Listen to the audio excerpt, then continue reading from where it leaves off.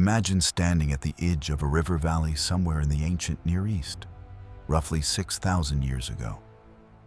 The air is thick and warm, carrying the scent of mud baked by a sun that feels closer here than it ever does now. Around you, the world is not empty. It is alive with sound, with movement, with the distant thud of stone on bone, with the crackling of fires that burn through the night, not for warmth alone, but to hold back everything that moves in the darkness. This is the world of 4000 BC, the late Chalcolithic period, a time when copper was just beginning to change what a weapon could be, when the great flood narratives were taking shape in the oral traditions of river valley peoples. Argalk, and when the stories that would eventually be written down in Genesis and the Book of Enoch were being told around fires that looked very much like the one in front of you.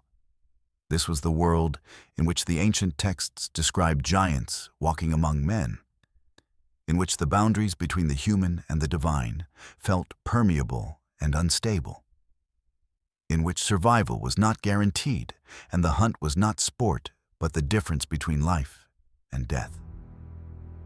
We begin with what a person carried, because before we can understand the weapons of this era, we have to understand the body that held them.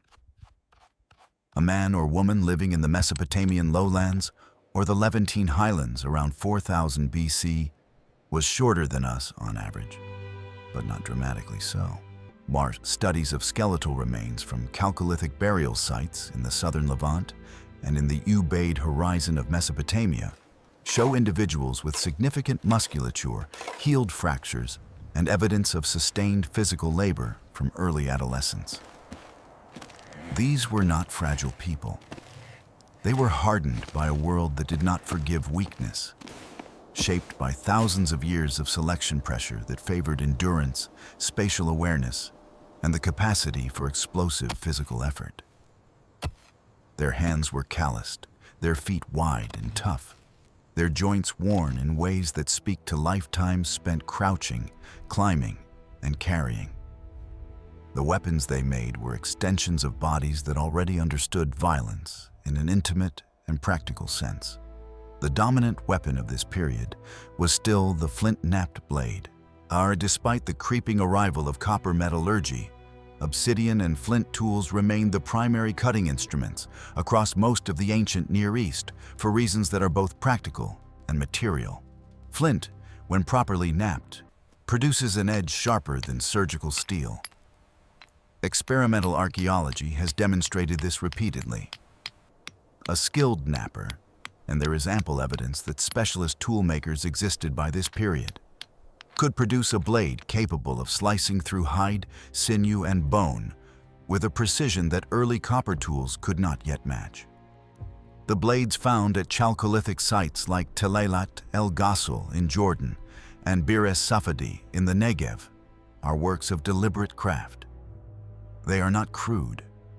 They are functional objects made by people who had refined their technique across generations of inherited knowledge. Passing the angle of the strike, the pressure of the palm, the sound of a stone that will cleave cleanly from one set of hands to the next. Spears were the primary hunting weapon of this world. Long shafts of hardwood, likely from tamarisk, poplar, or wild oak, depending on region, tipped with carefully hafted flint or obsidian points, and bound with sinew or plant fiber cordage. The spear gave range and leverage, allowing a hunter to engage an aurochs, a wild boar, or a gazelle from a distance that reduced the immediate risk of being gored, trampled, or fled from. Aurochs, the massive wild ancestors of domestic cattle, were still present across the ancient Near East in 4000 BC and represent some of the most dangerous large prey any hunter could have encountered. Skeletal remains of aurochs found alongside human settlement debris at sites in northern Syria and southeastern Turkey indicate that they were hunted, butchered, and consumed, but also that they were formidable enough to demand coordinated group hunting strategies. A single hunter with a spear against an aurochs was not a hunt. It was a gamble with death. The bow existed in this period, though its form was simpler than the composite recurve bows that would transform warfare centuries later. Simple self-bows, carved from a single piece of flexible wood such as yew or ash, with strings made from plant fiber or twisted gut, were capable of launching a lightweight arrow at velocities sufficient to penetrate the hide of medium-sized game. Arrow points of this era, found across sites from the Negev to the Zagros foothills, and include small triangular flint tips and lunate microliths set into wooden shafts with bitumen adhesive. The bitumen itself, naturally occurring in parts of Mesopotamia and traded across considerable distances, tells us something important. These hunters were embedded in exchange networks. They were not isolated survivors. They were participants in early economies of material and knowledge. And then there is the context that gives this particular era its extraordinary mythological texture. The ancient texts describe, with unusual consistency across multiple traditions, a period before the Great Flood in which the world was populated by beings that defied normal human scale. The Book of Enoch, one of the oldest Jewish apocalyptic texts and considered canonical by the Ethiopian Orthodox Church, describes the Watchers, the divine beings who descended to earth and took human wives, producing offspring known as the Nephilim. The Book of Genesis refers to them briefly but unmistakably. There were giants in the earth in those days. The Epic of Gilgamesh, originating in the Mesopotamian world that was taking literary shape precisely around 4000 BC, describes its hero as 2/3 divine and 1/3 human, a being of extraordinary strength and scale who builds the walls of Uruk and confronts monsters in cedar forests that reflect a world in which the boundary between humanity and something beyond it was understood as genuinely porous. We cannot know what historical kernel, if any, underlies these traditions. What we can say is that the people living in the river valleys of Mesopotamia and the highlands of the Levant around 4000 BC believed themselves to be living in the shadow of an older, larger world.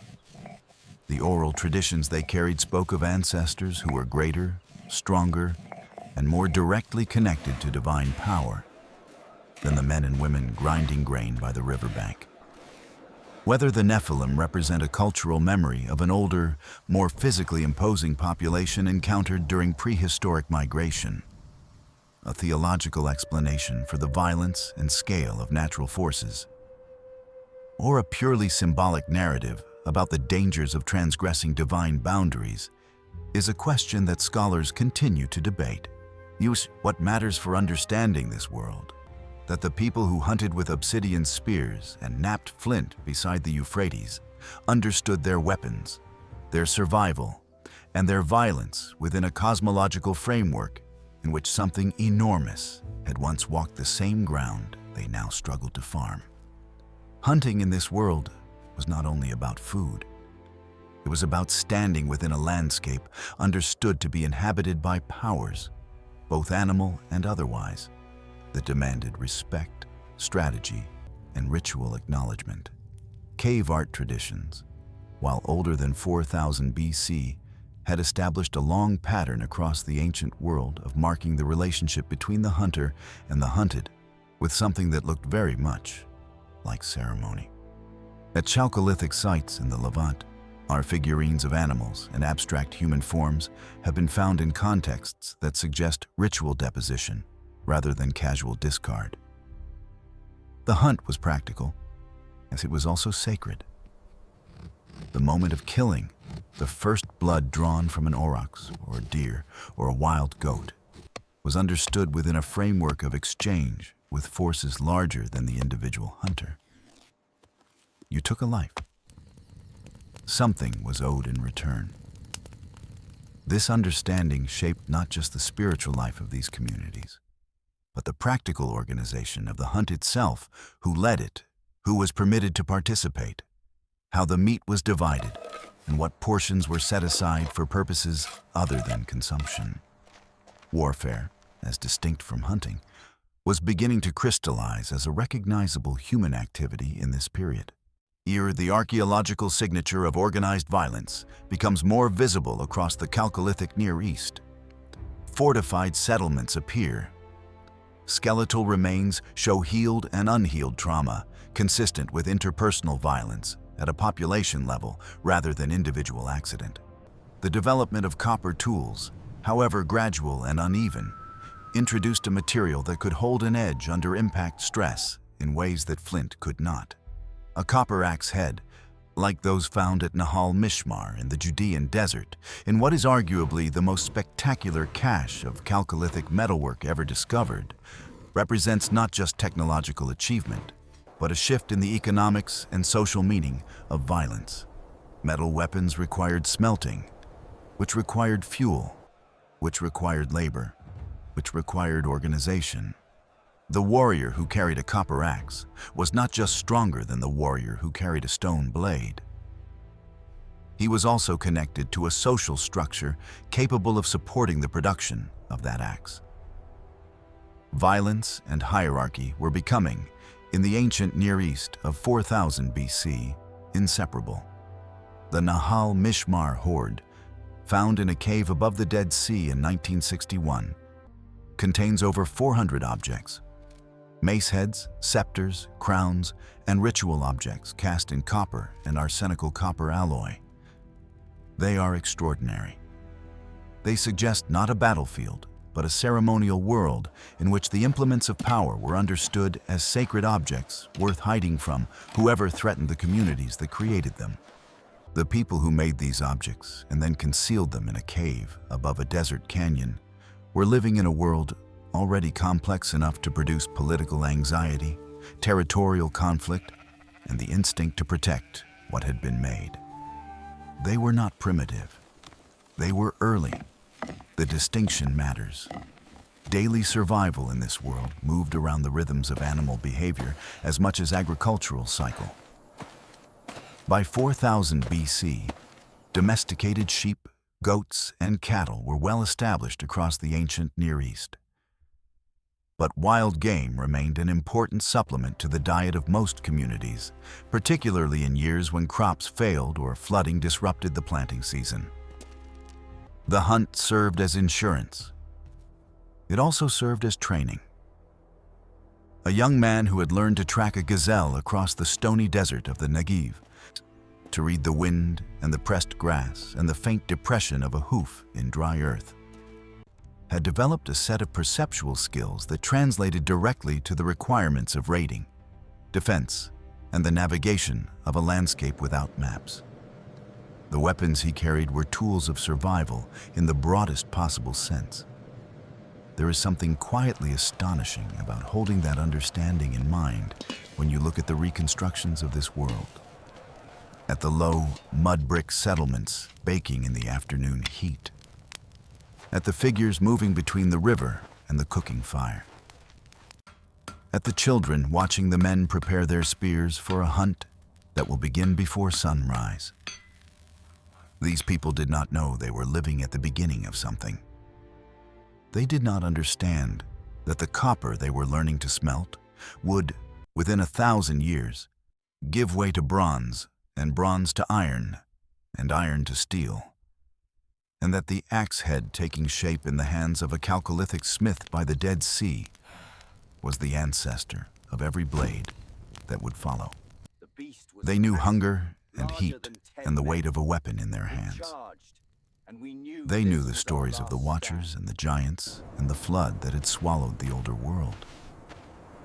They carried those stories the way they carried their tools, as instruments of survival, as ways of making sense of a landscape that was beautiful and dangerous and utterly indifferent to the fragile, determined creatures moving across it. You can stand at the edge of the Dead Sea today and look up at the cliffs where the Nahal Mishmar hoard was hidden. The desert is still hot. The light is still that particular ancient gold that photographs cannot quite capture. Somewhere above the waterline, in the rock, there is still the shape of the cave where frightened, skilled, complicated people hid the most precious things they had made. We found what they left. We are still learning to read it. And somewhere behind the reach of our evidence, in the oral traditions and the flood narratives and the strange, insistent stories of beings larger than ourselves, the people of 4000 BC left us something else.